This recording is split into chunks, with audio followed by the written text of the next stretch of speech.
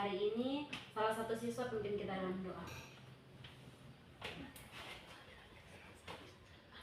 Mari kita tenangkan diri untuk menghadap Tuhan di dalam doa kita berdoa. Bapa yang baik, saat ini Bapa terima kasih kepadamu Tuhan. Engkau telah menuntun kami dari rumah kami masing-masing hingga tibakan kami di tempat ini Bapa, guna untuk belajar Tuhan. Mari Engkau berhikmat kepada kami ya Tuhan Yesus, supaya kami menerima materi dari Ibu Guru dengan baik ya Tuhan. Inilah doa dan sembahyang kami. Haleluya. Amin. Terima kasih. Baik, sebelum kita memulai dengan materi kita, Ibu mau tanya apa itu metode diskusi? Baik, saya akan menjawab pertanyaan dari Ibu. Apa itu metode diskusi?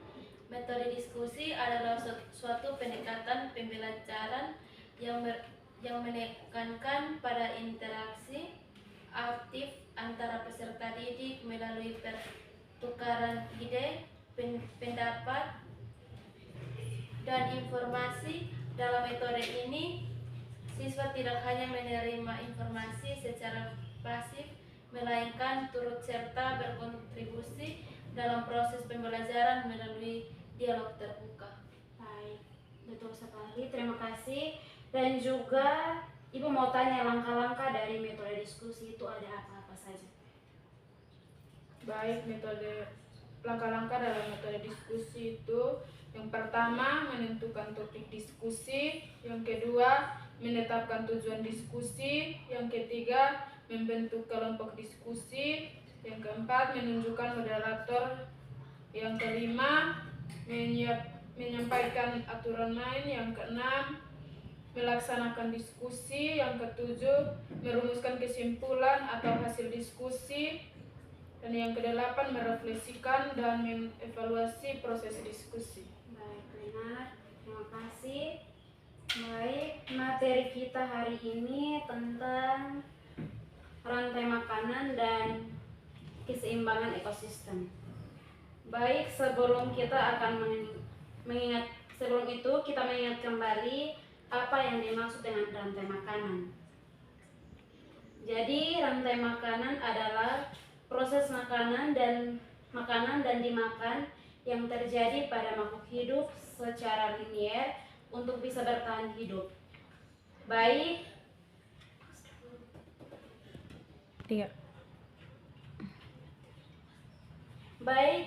kita akan perhatikan contoh rantai makanan berikut ini.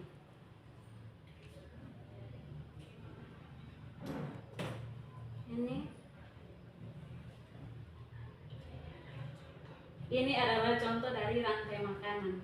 Ada padi, tikus, ular, elang, dan juga jamur. Baik, Ibu. Baik, padi adalah produsen, kemudian produsen dimakan oleh konsumen satu, yaitu belalang. Lalu belalang dimakan oleh konsumen dua, yaitu tikus. Kemudian tikus dimakan oleh konsumen tiga, yaitu ular. Selanjutnya ular dimakan oleh konsumen 4 atau konsumen puncak, yaitu elang. Nah, jika produsen dan semua konsumen mati atau meninggalkan jasad, maka jasad tersebut akan diuraikan oleh komposer atau pengurai. Contoh pengurai seperti jamur, cacing, dan juga bakteri.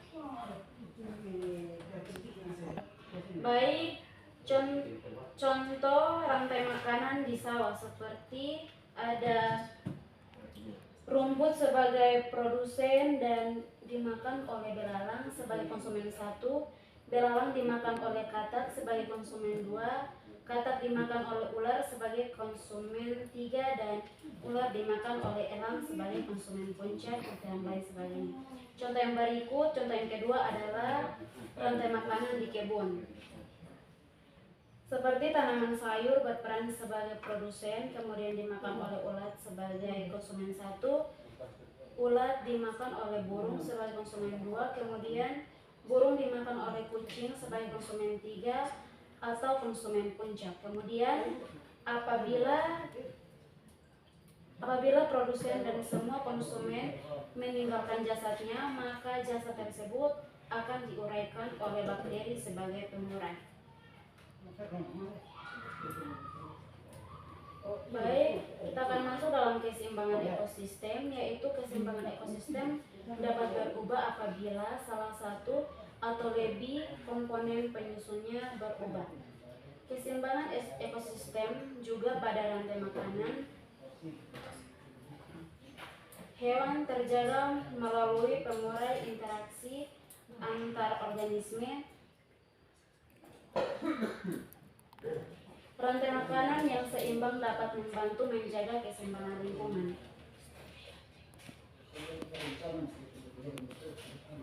Ya. Baik anak-anak, Ibu akan kasih contoh soal untuk kalian diskusikan bersama. Jadi contoh soal yang pertama, bagaimana jika katak pada rantai makanan tersebut mengalami penurunan jumlah populasinya. Dan soal yang kedua, bagaimana jika rusa banyak diburu oleh manusia sehingga mengalami penurunan populasinya. Dan soal yang ketiga, bagaimana jika burung hantu banyak diburu sehingga populasinya turun. Baik, Ibu berikan waktu kepada kalian untuk kalian diskusikan bersama. Baik, Ibu. Baik, Bu.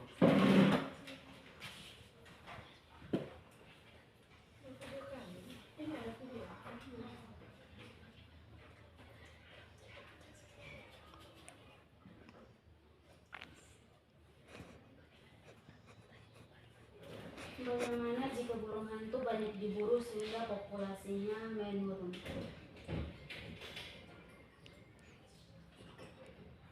Baik, Ibu.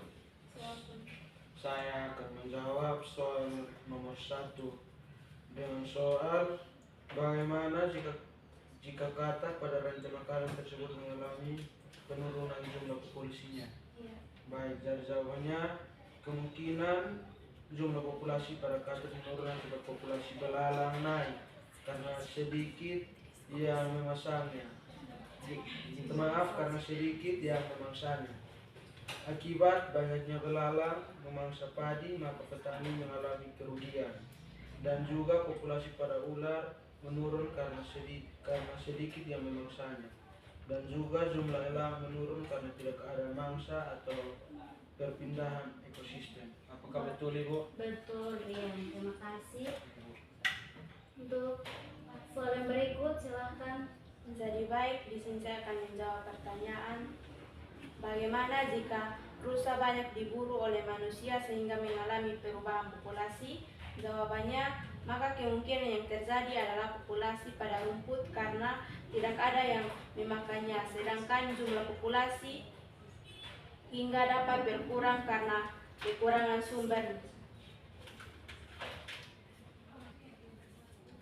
sumber pangan berupa rusa. Bagaimana jawaban? Ya. Baik, Nova, coba ulangi jawabannya. Baik, Ibu. Jawabannya, maka kemungkinan yang terjadi dalam populasi pada rumput karena tidak ada yang memakannya, sedangkan jumlah populasi sehingga dapat berkurang karena kekurangan sumber pangan berupa rusa. Baik, betul sekali. Terima kasih, Nova. Untuk soal yang berikut, siapa yang mau menjawab? Saya, Ibu. Oke, silahkan. Saya akan menjawab pertanyaan yang ketiga, bagaimana jika burung hantu banyak diburu sehingga populasinya turun? Jawabannya, yang terjadi adalah jumlah populasi pada ular meningkat karena tidak ada yang memangsanya. Selanjutnya, jumlah katak berkurang karena katak banyak dimangsa oleh ular dan meningkat jumlah populasinya. Jumlah populasi ular dapat bertambah karena sedikit yang dimangsa oleh katak, karena katak mengalami penurunan jumlah populasi. Akibat selanjutnya populasi bunga berkurang karena banyak dimakan oleh ulat. 3. Baik, kalian semua jawabannya benar. Jadi kesimpulan yang Ibu ambil di sini adalah Rantai makanan dan jaring-jaring makanan merupakan bagian integral dari ekosistem. Rantai makanan merupakan urutan organisme yang linear, sedangkan jaring-jaring makanan merupakan rangkaian dari beberapa rantai makanan, sehingga energi tidak dapat diciptakan atau dihancurkan oleh ekosistem, tetapi hanya dapat diubah. Baik, pertemuan kita hari ini cukup sampai di sini dan salam. Salam Ibu.